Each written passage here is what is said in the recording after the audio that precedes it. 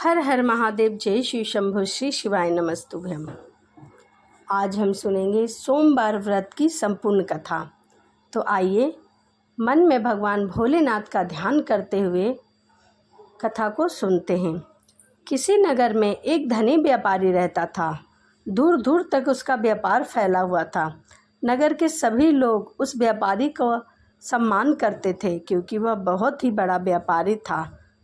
सब कुछ धन संपत्ति से वह संपूर्ण था, परंतु उसे दुख सिर्फ इस बात का था कि उसका कोई भी पुत्र नहीं था, जिस कारण अपने मृत्यु के पश्चात उसे व्यापार का उत्तराधिकारी बना सके। यही चिंता उस व्यापारी को सदैव सताती रहती थी। पुत्र प्राप्ति की इच्छा से व्यापारी प्रत्येक सोमवार को शिव का व्रत और पूजा किया करता था और शाम के समय में शिव मंदिर जाकर भगवान शिव के सामने घी का दिया जलाता था। यह उसका हर सोमवार का नियम था। उसकी भक्ति देखकर माँ पार्वती प्रसन्न हो गई और भगवान शिव से बोली कि यह व्यापारी आपके मंदिर में हर सोमवार को आता है, आपका व्रत रखता है, कथा सुनता है, घी का दिया लगाता है और अपनी मनोकामना पूर्ति का निवेदन करता है। आप इसकी मनोकामना क्यों नहीं पूर्ण कर देते? तभी भगवान शिव बोले कि संसार में सबको उसके कर्मों के अनुसार ही फल की प्राप्ति होती है। जो प्राणी जैसा कर्म करता है वैसे फल की प्राप्ति होती है। सभी प्राणी के पास सभी वस्तुएं नहीं होती। शिव जी द्वारा समझाने के बावजूद माँ पार्वती नहीं मानी। उस व्यापारी की मनोकामना पूर्ति के लिए बार बार शिव जी से अनुरोध करने लगी। अंत में माता के आग्रह को देखकर भगवान भोलेनाथ को उस व्यापारी की मनोकामना की पूर्ति करनी पड़ी और उसे पुत्र प्राप्ति का वरदान देना पड़ा। वरदान देने के पश्चात भोलेनाथ माँ पार्वती से बोले, आपके आग्रह पर मैंने इस व्यापारी को पुत्र प्राप्ति का वरदान तो दे दिया है, परंतु इसका पुत्र 16 वर्ष से अधिक समय तक जीवित नहीं रहेगा। 16 वर्ष बीतते ही इसका पुत्र मर जाएगा।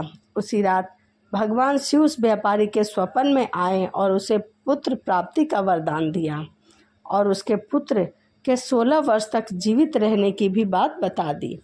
भगवान के वरदान से व्यापारी को खुशी तो हुई, लेकिन पुत्र की अल्प आयु की चिंता ने उसकी खुशी को नष्ट कर दिया। व्यापारी पहले की तरह फिर से सोमवार को भगवान शिव मंदिर जाता, विधिवत कथा करता, व्रत रखता था और घी का दिया लगाता था। इसी प्रकार कुछ महीने बीतने के बाद उसके घर में एक अति सुंदर बालक ने जन्म लिया और घर में खुशियां ही खुशियां भर गई। बहुत धूमधाम से उस पुत्र का जन्म समारोह मनाया गया, परंतु व्यापारी को पुत्र जन्म की अधिक खुशी नहीं हुई क्योंकि उसे पुत्र की अल्प आयु का रहस्य पता था। समय बीतता चला गया। जब लगभग 12 वर्ष का उसका पुत्र हुआ तो व्यापारी ने अपने पुत्र को उसके मामा के साथ पढ़ने के लिए वाराणसी यानी कि बनारस भेज दिया। लड़का अपने मामा के साथ शिक्षा प्राप्ति के लिए चला गया। रास्ते में जहाँ जहाँ मामा भांजे जाते थे, विश्राम करते, यज्ञ और हवन करते हुए जाते थे और ब्राह्मणों को भोजन कराते हुए जाते थे, क्योंकि व्यापारी ने अपने बेटे को कहा था कि तुम जहाँ भी रुकना वहाँ ब्राह्मणों को भोजन अवश्य कराना। लंबी यात्रा के बाद मामा भांजे एक नगर में पहुँचे। उस दिन नगर के राजा की कन्या का विवाह था, जिस कारण पूरे नगर को सजा दिया गया था और यह निश्चय समय पर बारात आ गई। लेकिन वर का पिता अपने बेटे के एक आँख से काने होने के कारण बहुत ही चिंतित था।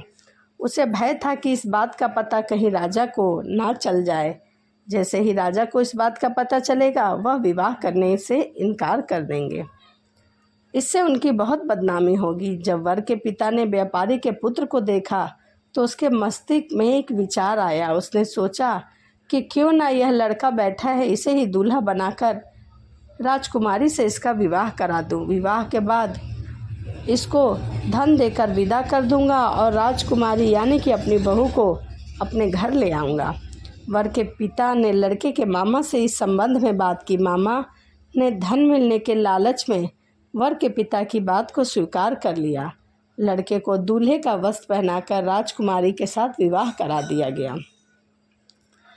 राजा ने बहुत सारा धन देकर राजकुमारी को विदा किया।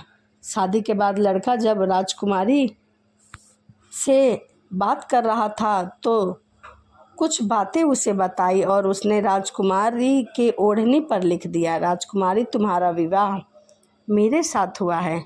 मैं वाराणसी पढ़ने जा रहा हूँ और अब तुम्हें जिस युवक की पत्नी बनना पड़ेगा वह कान्हा है।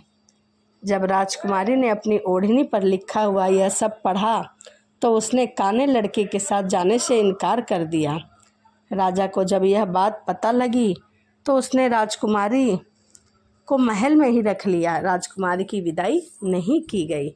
उधर लड़का अपने मामा के साथ वाराणसी पहुंच गया और गुरुकुल में जाकर पढ़ना शुरू कर दिया। जब लड़के की आयु लगभग 16 वर्ष हुई तो उसने यज्ञ किया। यज्ञ के समाप्ति पर ब्राह्मणों को भोजन कराया, खूब सारा अन्न धन वस्त्र दान दिए और रात को वह अपने शयन कक्ष में सो गया। शिवजी के वरदान के अनुसार शयन अवस्था में ही उसके प्राण पखेरु उड़ गए। सूर्य उदय पर मामा मृत भांजे को देखकर रोने लगा,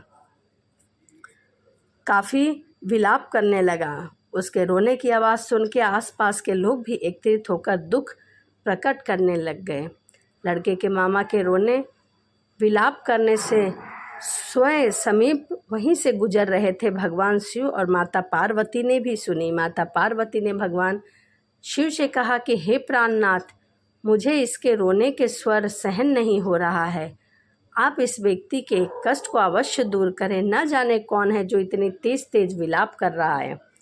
भगवान शिव ने माता पार्वती के साथ अदृश्य रूप में समीप जाकर देखा तो भोलेनाथ माता पार्वती से बोले, यह तो उसी व्यापारी का पुत्र है जिसे मैंने 16 वर्ष की आयु का वरदान दिया है। अब इसकी आयु पूर्ण हो गई है। माता पार्वती ने फिर भगवान शिव से निवेदन किया कि यह उस बालक को जीवित कर देने का आग्रह किया। माता पार्वती के आग्रह पर भगवान शिव ने उस लड़के को जीवित होने का वरदान दिया और कुछ ही पल में वह जीवित होकर उठ खड़ा हो गया। शिक्षा समाप्त करके लड़का मामा के साथ अपने नगर की ओर चल दिया। दोनों चलते चलते उसी नगर में जा पहुँचे जहाँ उस लड़के का विवाह हुआ था। उसी नगर में यज्ञ का आयोजन किया। समीप से गुजरते हुए नगर के राजा ने यज्ञ का आयोजन देखा और उसने उस लड़के को तुरंत पहचान लिया और उसके मामा को भी पहचान लिया। यज्ञ के समाप्त होने पर राजा और मामा लड़के को महल में ले गए और कुछ दिन उन्हें महल में ही रखकर बहुत सारा धन वस्त्र गहने आदि देकर राजकुमारी के साथ उस लड़के को विदा कर दिया। इधर भूखे प्यासे रहकर व्यापारी और उसकी पत्नी अपने बेटे की आने की प्रतीक्षा कर रहे थे। उन्हें बहुत दिन हो गए थे अपने पुत्र को देखे। अपने बेटे की मृत्यु का समाचार ना मिले ऐसा ही वह सोच रहे थे कि यदि मेरे बेटे की मृत्यु का समाचार मिलेगा तब हम अपने प्राणों को त्याग देंगे। परंतु जैसे ही उसने अपने बेटे के जीवित वापस लौटने का समाचार सुना तो वह बहुत ही प्रसन्न हुआ। वह अपनी पत्नी और मित्रों के साथ नगर के द्वार पर जा पहुंचा। अपने बेटे के विवाह का समाचार सुनकर पुत्र वधू राजकुमारी को देखकर उसकी खुशी का ठिकाना न रहा। उसकी खुशी दोगुनी हो गई। उसी रात भगवान स्वप्न में उस व्यापारी के स्वप्न में आकर कहा कि हे श्रेष्ठ, मैंने तेरे सोमवार के व्रत करने और कथा सुनने से प्रसन्न होकर तेरे पुत्र की लंबी आयु प्रदान की है। यह जानकर व्यापारी बहुत प्रसन्न हुआ कि अब उसके पुत्र की अल्प आयु नहीं है।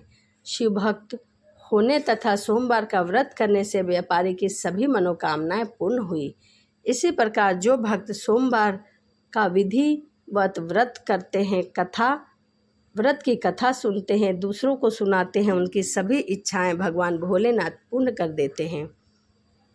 तो एक बार बोलिए भगवान भोलेनाथ की जय, शिव शंभू की जय। तो यह सोमवार व्रत की संपूर्ण कथा थी। जिस प्रकार भगवान भोलेनाथ ने उस व्यापारी की सभी मनोकामनाएं पूर्ण की हैं, उसी प्रकार कथा सुनने वाले सुनाने वाले सभी की मनोकामनाएं भगवान भोलेनाथ पूर्ण करें।